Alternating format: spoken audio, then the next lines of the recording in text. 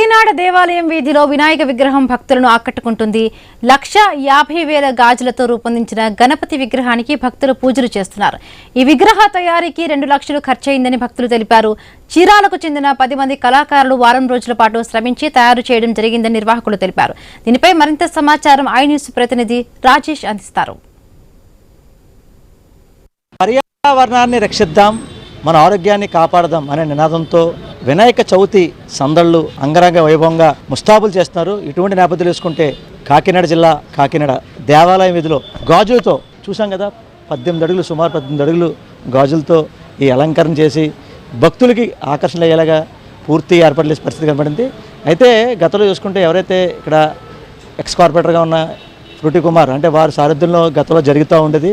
అయితే వారు చేసిన నినాదం ఏదైతుందో ఖచ్చితంగా దాన్ని కొనసాగించాలి, మేము వివిధ రూపాలతో భక్తులకి చూపించాలనే ఆలోచనతో అయితే ఇక్కడ ఆలయ నిర్వాహకులు అయితే చేసే పరిస్థితి కనబడుతుంది.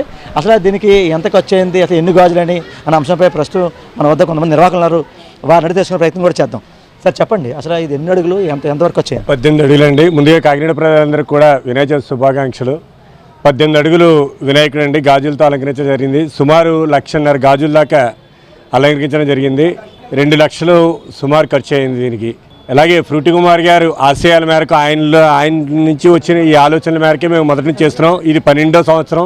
కొబ్బరికాయలతోటి, మొక్కజొన్న పొత్తులతోటి, అలాగే మరమరాలతోటి, చాలా వివిధ రకాల రుద్రాక్షలతోటి చాలా మొత్తం ఇది 12వ రకం ఇచ్చేయడం. ప్రకృతిని కాపాడే విషయంలో పర్యావరణ పరిరక్షణ కాపాడే ఉద్దేశంతో చేస్తున్నాము. ఈ ఆలోచనలకి కల్పించింది కాకినాడలో ఆలోచన మొదటి తీసుకొచ్చింది ఫ్రూటీ కుమార్ గారు. ఆయన ఆశయాల మేరకే మేము అందుకు ముందుకు వెళ్తున్నాం. ప్రస్తుతం మనకు వారిని తెలిసిన ప్రయత్నం చేద్దాం. చెప్పండి, అంటే మీరు కమిటీ మెంబర్గా ఉన్నారు, ఎన్నేళ్ళుగా ఇంతలాగా అంగరంగ వైభవంగా ముస్తాబులు చేస్తున్నారు, అసలు ఏంటి? సుమారు ఇప్పటికి 2012 నుంచి మొదలుపెట్టాము. ఇప్పటికి 12 విగ్రహాలు జరిగాయి.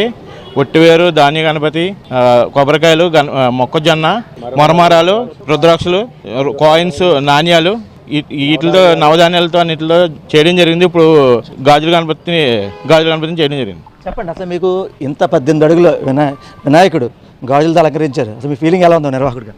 ఫ్రూటీ కుమార్ ఆధ్వర్యంలో చేయడం వల్ల మాకు చాలా ఆనందంగా ఉంది. పర్యావరణాన్ని కాపాడడానికి కొత్త కాన్సెప్ట్ చేస్తున్నాం మేము. చూసాం కదా, ఓవరాల్గా అంటే దేవాలయ వీధిలో ఏర్పాటు చేసిన 18 అడుగుల గాజుల విగ్రహం చూసాం కదా. అంటే ఈ పర్యావరణాన్ని కాపాడుకుందాం, మన ఆరోగ్యాన్ని కాపాడుకుందాం అనే దిశగా అయితే మేము ఇదంతా కూడా చేసాము. అంటే ఇది ఒకటే కాదు, గత 12 ఏళ్ళుగా అంటే మేము చేసిన ఏవైతే ఈ కార్యక్రమం ఉందో 12 ఏళ్ళుగా వివిధ రకాలు అంటే మరమరాలు, నాణ్యాలు, రకరకాలు వినాయకులతో మేము భక్తులకి దర్శనం కల్పిస్తున్నాము. ఇది మాకు ఎంతో ఆనందంగా ఉంది. ఇదే కాదు, ఇంకా చాలా వివిధ రూపాలతో కూడా ముందు తీసుకొస్తామని చెప్పి ఎవరైతే ఇక్కడ ఆలయ నిర్వాహకులు చెప్పే పరిస్థితి, ఇదే కొంత తాజా పరిస్థితి.